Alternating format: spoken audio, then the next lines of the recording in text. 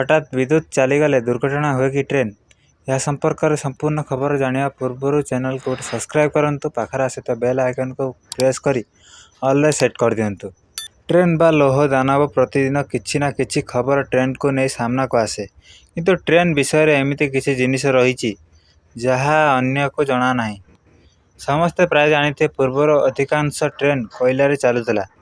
Train ले एक निया भाटी जालुतला आ एही निया रे किछि लोक क्रमागत भाव में कोयला पकाउतले।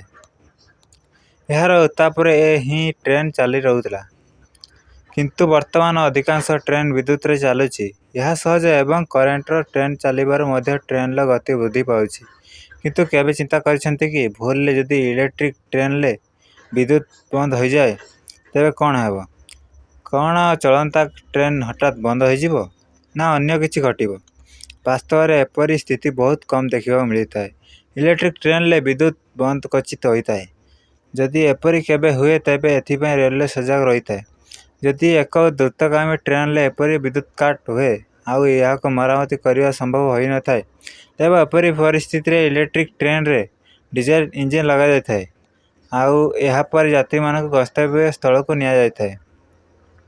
अनेक चिंता करुवे जदि ट्रेन ले हठात इलेक्ट्रिक चली जाए तेबे ट्रेन हठात रही आ दुर्घटनार शिकार हो। वास्तव में एपरी किछि हुएनी। जदि इलेक्ट्रिक ट्रेन ले विद्युत हठात बंद हो जाए तेबे ट्रेन बंद हो जाएनी, बरं यह धीरे धीरे निज गति कमाई देता है आ दुर्घटनार संभावना को एड़ाई देता है। एथिपाई ट्रेन चलुवा बेले हठात जदि इलेक्ट्रिक चली जाए तेबे कौनसी असुविधा हो न था, बरं डीजल इंजिन साहाय्य रे एही गंतव्य स्थल रे पहुंची था ट्रेन।